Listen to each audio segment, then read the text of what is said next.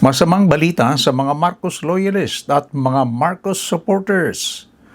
Paano kaya nila tatanggapin ang balitang ito na sa mga 5 na mga highest officials ng ating pamahalaan, si President Bongbong Marcos Jr. ang pinakakulilat sa satisfaction rating. Hindi lang kulilat, siya lang ang nakakuha ng negative na rating. Meaning, sa 5 highest officials, siya lang ang mas maraming hindi kontento sa kanyang pagganap sa tungkulin kaysa sa mga kontento sa kanyang pagganap sa tungkulin.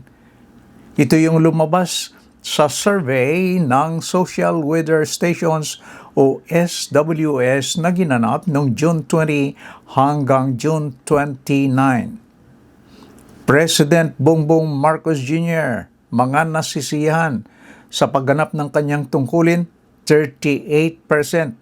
Hindi kontento sa pagganap ng kanyang tungkulin, 45%. Kaya ang kanyang net satisfaction rating ay -7. Kasi ang nasisiyahan minus hindi nasisiyahan, ang resulta ay -7. Si Vice President Sara Duterte, nasisiyahan o satisfied, 58%.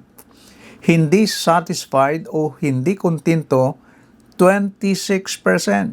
Kaya ang kanyang net satisfaction rating ay 31%. Samantala, si Senate President Sherwin Gatchalian, satisfied o nasisiyahan, 45%. Dissatisfied o hindi kontento, 27%. Kaya ang kanyang net satisfaction rating ay positive 18%. Si House Speaker Buji D, satisfied 33%.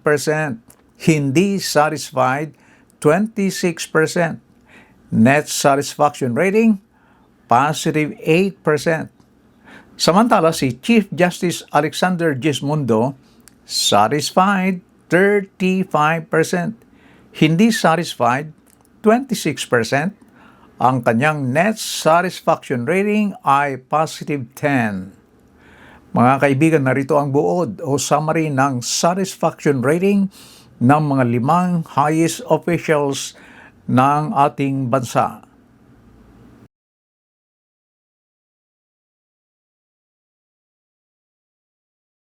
Mga kaibigan, meron ba kayong opinion sa nasabing satisfaction rating ng ating mga 5 highest officials ng ating bansa? Please leave your comments below. Maraming salamat sa inyong panonood. Hanggang sa muli, and please don't forget to like and subscribe. Bye-bye!